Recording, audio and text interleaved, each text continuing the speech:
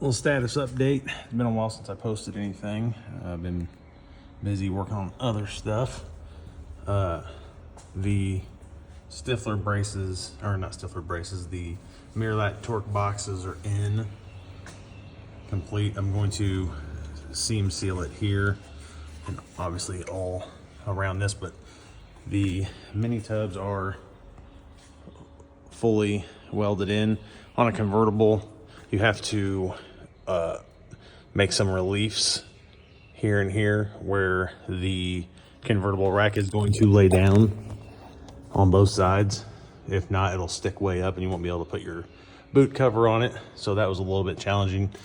That's best done with a torch. So if you don't have a torch, you're not good with a torch, you might put that in consideration with what you're doing. I cut the mini tubs out so you can see the torque boxes from the ground. I mean, spend all the money, why not? Right now I am scraping undercoating so I can Raptor liner the bottom. That's what it looks like before. It's like tar. It's nastier than hell. We're gonna get all that off there. I got Stifler braces going in, the full spider braces or whatever, and I got the ones that cross over down the center as well to stiffen it up. It is a convertible after all.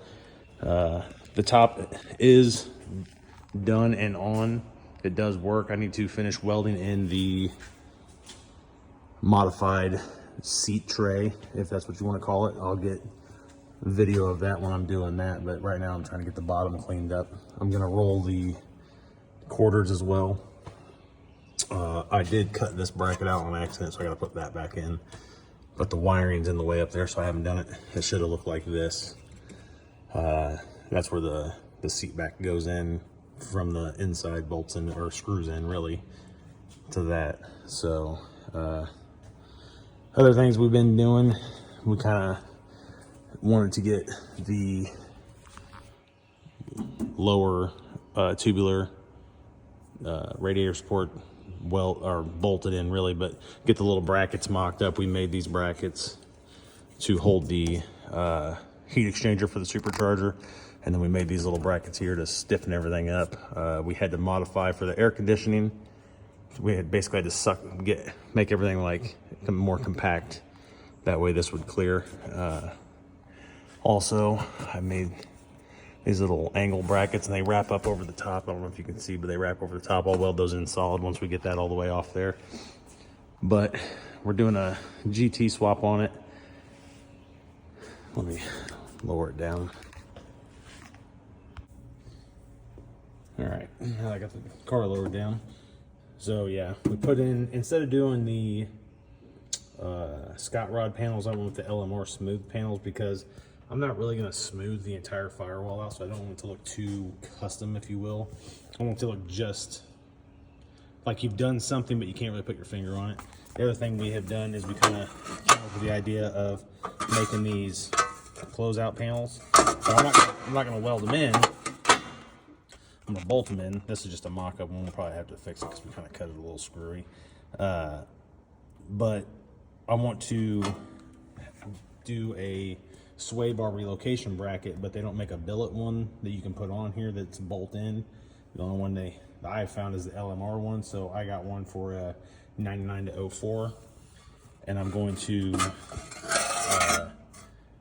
make an access panel up here to where I can basically make a weld bracket that puts the bolts down through the hole, and I can bolt it up, and if something ever happens and I need to take it off, I can just unbolt this cover, re-access that panel, and modify it from there. So that's kind of some of the stuff had been working on, taking a little bit of time. But like I said, we got the intercooler. We didn't want to go with the power by the hour intercooler because we would lose the benefit of having fans on it. So it's a little bulkier, but it all fits in there and will function properly. I did go with the power by the hour speed drive for a supercharger setup. Got the hydro boost is mocked up. So yeah, so we're kind of going at it from all angles, and my wheels are on order. After that, I'm getting a a strange Ford 9. Also have the transmission tunnel piece made. It sets back a little further than a stock one, but it actually feels better since the MT82 has a straight shaft. If you put the shorter one on there, it puts it up too far forward, and then you're like basically crammed against the dash, and you don't want to be doing that. So I will make a filler panel for that. And what I'm going to do is I'm going to get a floating radio that the screen floats out, so it'll kind of come up and flush up with that. And then down here in this empty space, I have a wireless charging mat. So I'm going to make a cover for that and have a wireless charging mat to where it'll kind of look not out of place, because it does kind of, at this point, looks a little funky with how far back it sets, but it feels really natural where it's at. Like I said, I have the interior pieces mocked up with Clecos. And if you can tell, you're basically right up against the seat housing, so you have to modify quite a few things there, but it's not bad. It took me no time at all, just a little bit of thinking about it before we did it. But I don't have that welded in yet because I need to take it out. After I get the bottom done, I need to seam seal the houses, then weld all this stuff in. Once all this is welded in, then we're going to do a top swap. So this is a 90, so it has the old style top, and I don't really like the way that looks. So I got a used, obviously a used, but a 91 top, so it'll lose that. And I'm gonna go with the Stay Fast canvas top on it and paint it black. So we're still working, a little slow, but I got kids and full-time job, so that's kind of the way it goes.